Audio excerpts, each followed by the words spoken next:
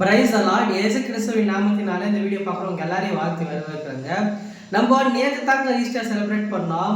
நம்ம சந்தோஷத்தோட மனமகிழ்ச்சியோட ஈஸ்டர் ரொம்பவே செலிப்ரேட் பண்ணியிருக்கிறோம். ஆனால் நம்ம ஈஸ்டர் நேற்று ஒரு நாள் முன்னாடி செலிப்ரேட் பண்ணிட்டு இன்னைக்கு நிறைய பேர் கர்த்தரை மறந்துடுறவங்க.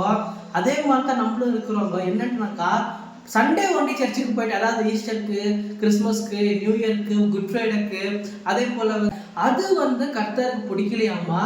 என்ன பிரதர், நான் கரெக்டாக தான் இருக்கிற மாதிரி எனக்கு தோணுது, நான் கரெக்டாக தான் இருக்கிறேன்ட்டு என் மனசுக்கு தான் தோணுது அப்படின்னு யோசிச்சுட்டு இருக்கீங்களா? கர்த்தருடைய வார்த்தை என்ன சொல்லுது நீங்கள் கேட்டீங்கன்னாக்கா, ஏசாயா 1:4 கர்த்தரை விட்டு இஸ்ரவேலின் பரிசுத்தருக்கு கோபம் உண்டாகி பின்வாங்கி போனார்கள்ட்டு வசனம் இருக்குங்க. நீங்க என்ன தெரியுமா செய்யணும்? கர்த்தருக்கு என்ன செஞ்சா பிரியம் உண்டாகும். நான் இப்ப நீங்க பாத்தீங்கன்னாக்கா ஒரு ஃபேமிலினாக்கா அப்பா அம்மா இருப்பாங்க இல்லைங்களா? நம்ம செய்யறதெல்லாம், அதாவது பிள்ளைகள் செய்யறதெல்லாம் அப்பா அம்மாவுக்கு பிடிக்கும் நீங்க நினைக்கிறீங்களா? கண்டிப்பா இல்லைங்க. ஏன்னா பிள்ளைகள் ஒன்று சொல்லுவாங்க, அப்பா அம்மாவே ஒன்று சொல்லுவாங்க. அப்பா அம்மா எது நல்லது கண்டிப்பா தான் சொல்லுவாங்க. நீ இதை செஞ்சா உன்னுடைய வாழ்க்கையில நீ வேற லெவலுக்கு போவ.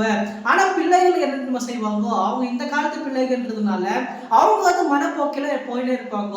அவங்களுக்கு என்னெல்லாம் தோணுதோ அதெல்லாம் செய்வாங்க. அதுதான் சரின்னு கூட சொல்லுவாங்க. ஆனா நீங்க ஒன்னே ஒன்று புரிஞ்சுக்கோங்க, நம்மளுக்கு சின்ன சின்ன விஷயமும் சரி, பெரிய பெரிய விஷயமும் சரி, நம்ம பெரியவங்ககிட்ட தான் நம்ம ஒப்பு கொடுக்கணும். எதுக்குன்னாக்கா நம்ம சின்ன விஷயத்துல சரி, பெரிய விஷயத்துல சரி தவறதுக்கு ரொம்பவே வாய்ப்பு இருக்குங்க. ஏன்னா சின்ன விஷயம் கூட பெரிய இதுல இழப்புகளை நிறைய இடத்துல கொடுத்துருக்குங்க.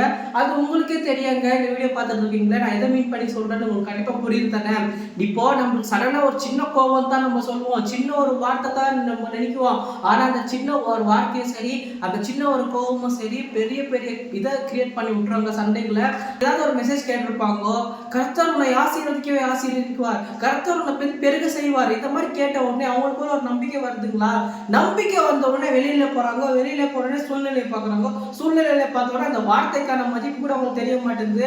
அவங்க அந்த வார்த்தையை தியானிக்கிறது கூட இல்லை. ஜனங்கள் என்ன சொல்றாங்க, உலகத்துல இருக்கிற ஜனங்கள் என்னென்ன சொல்றாங்க, அதை பத்தி தான் அவங்க டிஸ்கஸ் பண்ணிட்டு இருப்பாங்க. எங்க வீட்டுல சிலிண்டர் இல்லை, உங்க வீட்டுல சிலிண்டர் இல்லையா, அப்ப எங்க வீட்டுல காலி ஆயிடும். இருக்கிற சிலிண்டர் கூட இவங்களை காலி பண்ணிடுவாங்க அந்த டைமுக்கு.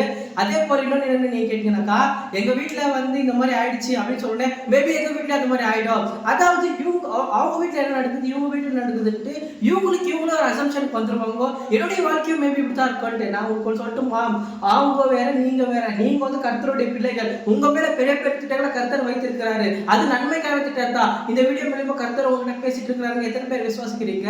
நீங்க கர்த்தருக்கு எது பிரியம் உண்டாகுது அதை நீங்க செய்யுங்க. இந்த வீடியோ மூலமா கர்த்தர் உங்ககிட்ட பேசிக்கிறாரு நான் விசுவாசிக்கிறேங்க. Thank you so much Raji. God bless you.